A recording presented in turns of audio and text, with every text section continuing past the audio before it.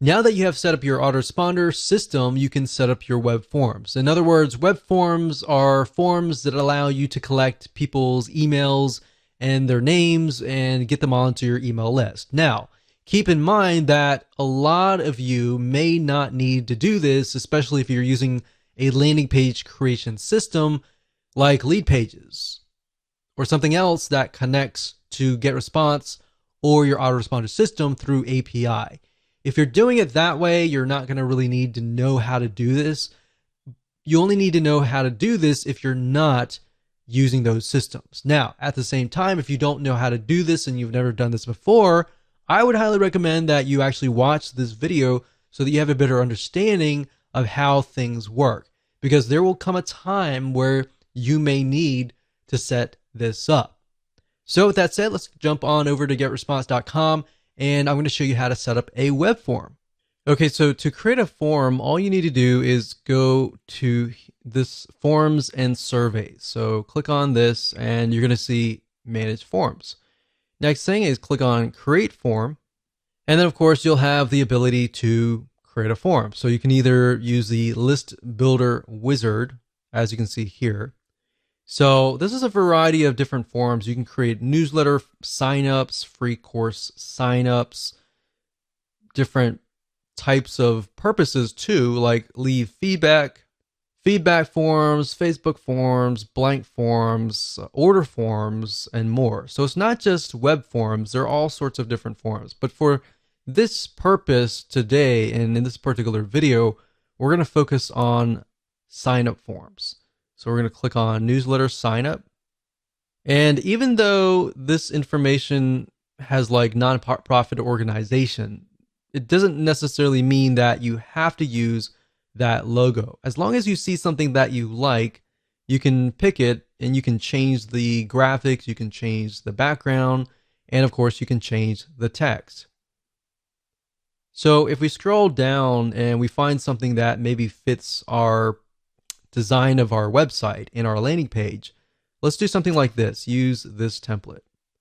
So now at this point, if you select the items, you can actually change them. So this is a different logo, so we could change it to our own logo, click image, and of course go through the process of finding either a logo or clicking my images and finding your logo.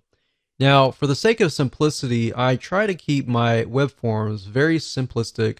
The text should say something like, sign up for this free report, free ebook, free checklist, the top 5 ways to create a survival meal kit kind of deal.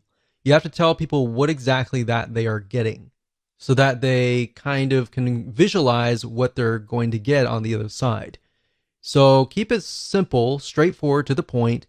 Enter the name, email, and then sign up for updates. Now, what I recommend that you do, and this is something that has worked well for us, is to change this into something like send me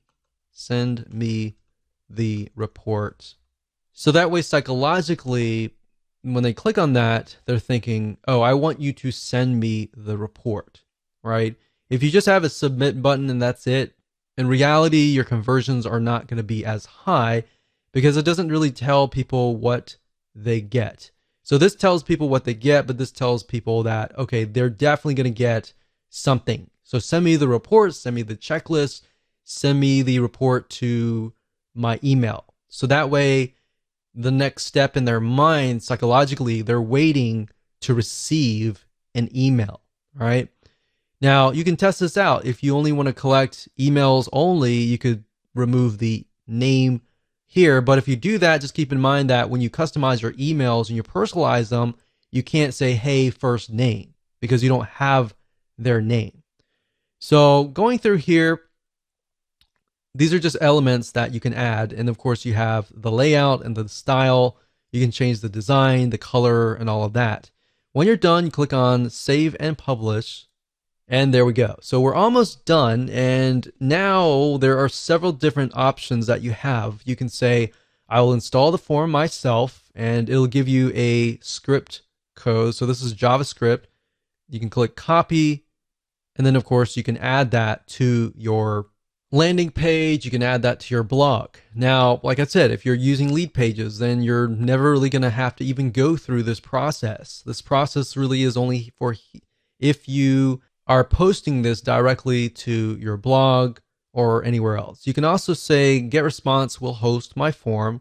So what this will give you is a direct link to a URL. So if we go here, when somebody goes straight to that link, they are then, of course, sent to the opt-in here. I would not recommend that you do this unless it was like a customer or somebody that really trusts you. In fact, I would highly recommend that you use an external landing page creator, or you use the built-in one in GetResponse. And if you do that, you don't even need any of this information. And that's how to create a web form.